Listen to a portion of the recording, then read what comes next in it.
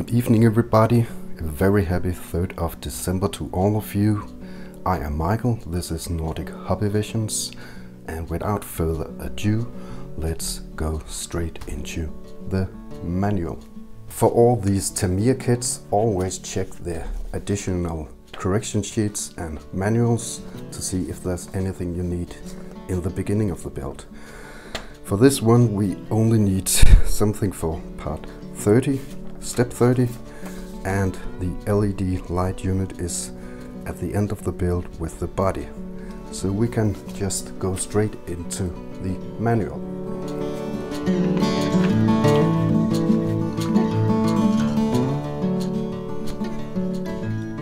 For those who are not familiar with these standard Tamiya instructions, the assembly kit manuals, we got a left column and a right column. The left column is reserved for the parts bags. So we got an A here, which stands for parts bag A, which we're gonna need for step 1 to 11. And these drawings are actually full size, so you can always place the actual part or screw on top of this to check if it matches. If you want to see the full content of every parts bag, you got every parts bag listed here. For an instant, parts bag A 1 to 11, the content of parts bag B, which we're gonna need in step 12 to 14, and so on.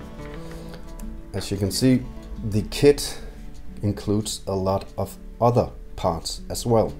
We got the parts trees and we got additional parts bags. Now these parts are gonna appear only in the left column together with some of the parts that we need from the parts bags. So this is the actually assembly column where you can find precise instructions to your build. Furthermore, we got these drawings, which are drawings of the different types of grease that we're gonna use throughout the build. We got the normal silicone grease, we got the anti-wear grease, and we got the ball differential grease. We also got some parts that are marked with gray, which shows parts that are not included in the kit, like for an instance the battery and the charger. We also have parts that need grease marked with gray. So gray shows parts that are not included in the kit or which needs to be greased. Often in these Tamiya kit manuals, the step 1 is the charging of a battery pack, and normally every build series on YouTube jumps straight over this step 1.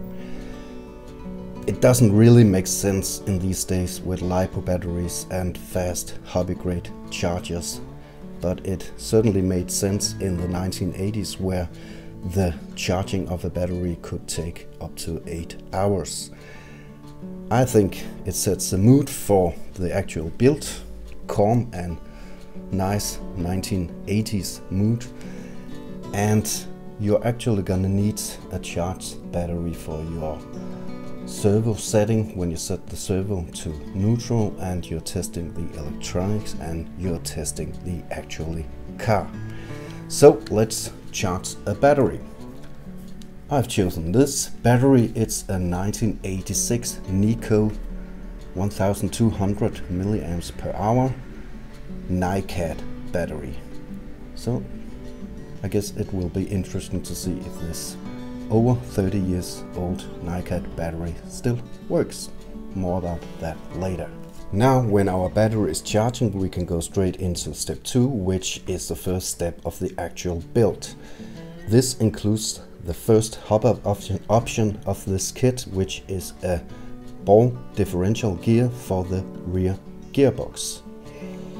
Now later in, I think, step 12, we're gonna build a normal gear differential. So a ball differential for the rear and a gear differential for the front. If you have no clue what a differential is, search for it on YouTube and you'll find a lot of great explanations and instructional videos for what a differential does and why it's especially important in this touring car build. After studying the drawing of step 2, I suspect that we will not need any more parts that are not included in the parts bag A and which we can find in this main parts bag included in the kit. So let's open this bag and lay out the contents on the table.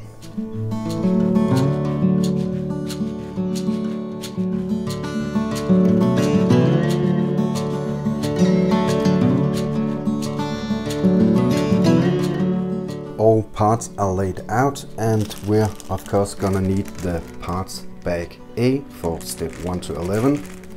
We're gonna need the gearbox part, which includes some of the differential gears.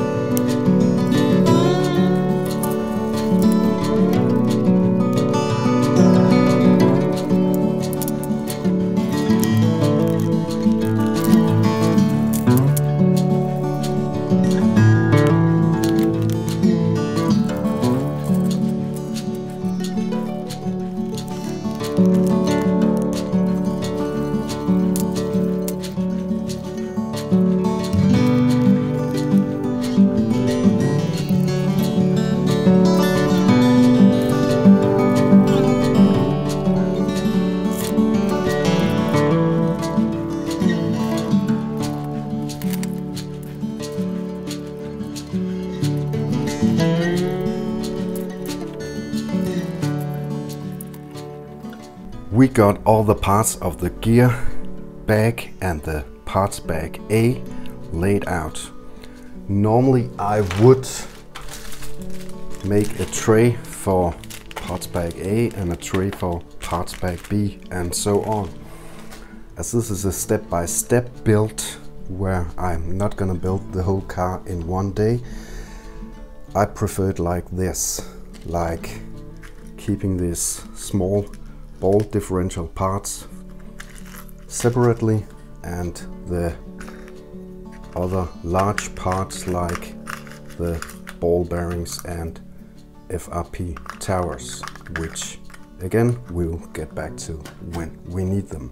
In this parts bag bay you also got the different kinds of greases I talked about earlier. You got the normal Tamiya grease, you got the ball differential grease, you got the AWW grease, anti-wear grease, which is a very heavy, thick grease.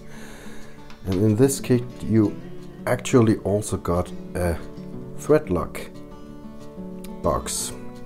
This is actually the first kit I ever built that is supplied with thread lock.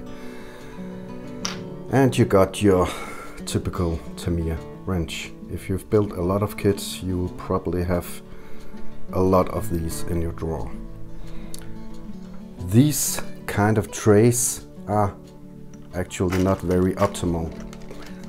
As you can see, they're very deep and it makes it kind of difficult to reach.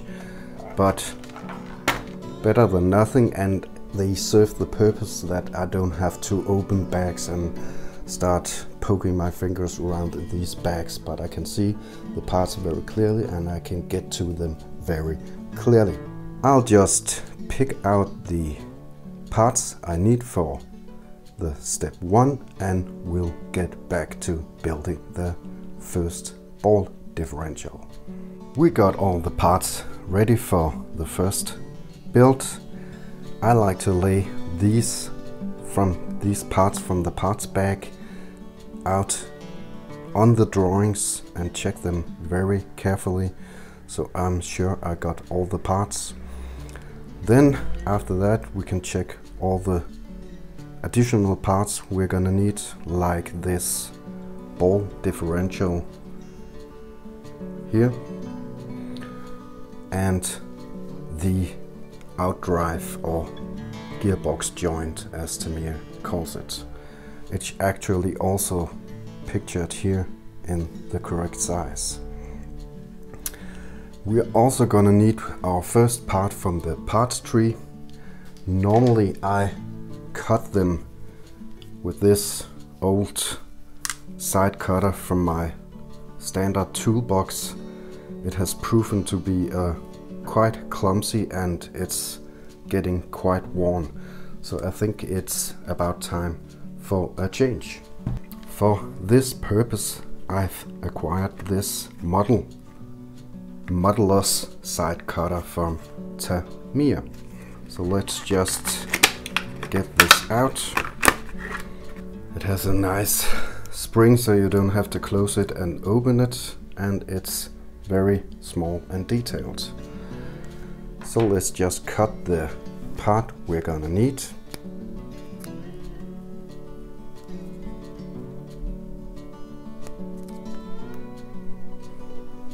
As you can see, it's a lot more handy than a big old-fashioned side cutter, and I doubt that I'm gonna need any more trimming.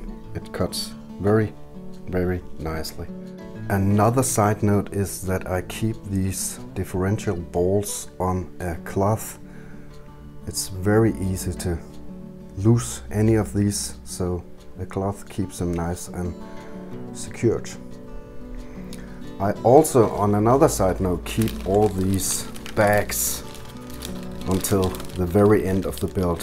One never knows if there's a tiny little screw hidden in these, so just place them in the box, and if you're missing a tiny little screw at the end of the build or at any point of the build, check these bags. So we got everything laid out nicely, and I am by far no expert at building these ball differentials. I'm no fan of these ball differentials, and this is gonna be by far the most complicated part of the whole build. But lay it out so it makes sense for you according to the manual. These are actually steel balls, so you can pick them up by magnetic tool of your choice, but you can also, they get pretty lost pretty quickly. You can always pick them up with applying some grease and just use your normal wrench or hex wrench included in this kit. I prefer these type of Allen keys so you can pick them up pretty nicely. And we're just gonna apply some grease to the sockets for the balls and apply some grease to the end of this tip, and just one by one lift them up in their sockets.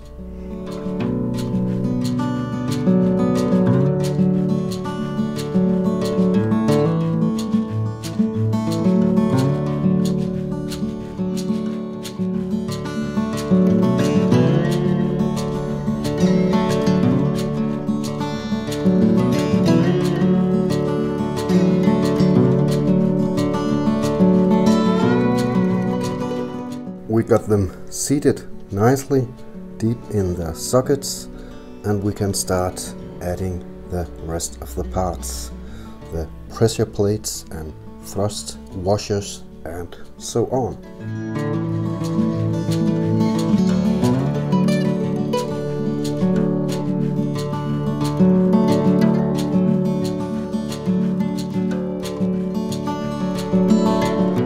We got the first part of the ball differential assembled, and we're gonna flip it around and do the rest here.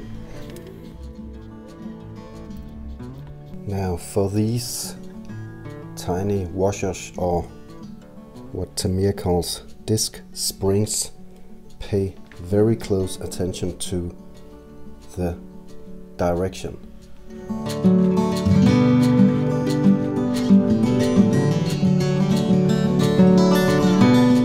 We got our bolt and our disc springs and our thrust washer in place, and we're gonna build the next part of the thrust ball bearing here.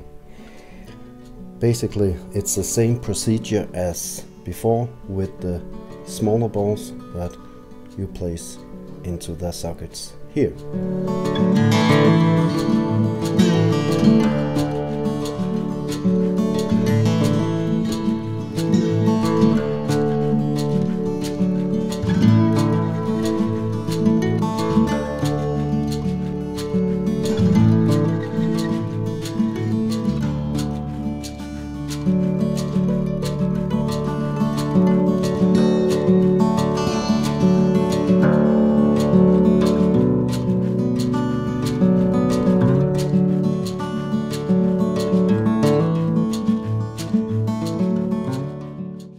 So we got it all assembled.